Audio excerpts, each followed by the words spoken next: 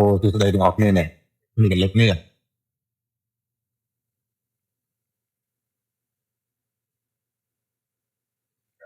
Dạ. Trong bãi co mà tô mình bỏ vô.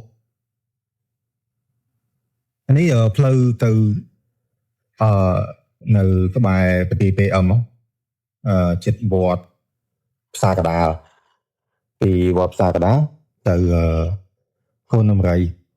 តាមពិតទៅបងប្អូនយើងផ្លូវហ្នឹងធ្វើឲ្យស្អាតមួយសាអញ្តើហើយទើបតែថ្ងៃហ្នឹងអ្នកជីទៅមិញហ្នឹងអុកប្រឡុកឡើងចង់បាក់កម៉ូតូហើយចំណៃឡានវិញក៏នេះដែរមកភឹមកទៅហឹងមកនេះវាអត់មានសំខាន់គោលដៅកន្លែងហ្នឹងគឺអត់មានអ្នកណាអាចចាប់អារម្មណ៍ដឹងមកយើងមើលអត់តន់អុកខាំងគឺទៅវាយ៉ាសំទោសអត់មានចេតនាចិត្តអូវ៉ាល់ហ្នឹងវានៅក្នុងកលៀបពេកអ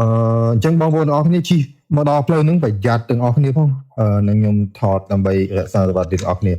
ព្រោះខ្ញុំមិញហ្នឹងអុកដែរអុកបើទៅហឹងហ្មងមិញយើងមើលអត់ដឹងទេមើលអញ្ចឹងតាមកាមេរ៉ាមើលអត់ដឹងថាវាក៏លោកខ្លាំង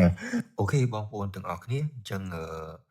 មុនចូលគេងអញ្ចឹងសូមផ្ដាំផ្ញើបងប្អូនទាំងអស់គ្នានៅសង្កាត់ផ្សារកណ្ដាលក្រុងប៉ោយប៉ែតរួមទាំងខាងក្នុងសង្កាត់ផ្សេងផងដែរឲ្យតែជីកាត់មកផ្លូវកណាត់ពីវត្តផ្សារកណ្ដាលទៅកូនដំរីជើងត្រូវប្រយ័ត្នកន្លុកមួយនេះពេលដែលជន់ទៅភ្លឹបចូលភ្លឹបមកនិយាយទៅវានៅក្បែរនឹងប្រទី PM ដែរហើយប្រហែលថ្ងៃមុនគឺវាអត់អីវាទើបតែអីភ្លាមបំបាញ់មិញហ្នឹងខ្ញុំខឹងខ្លាំងមែនទែន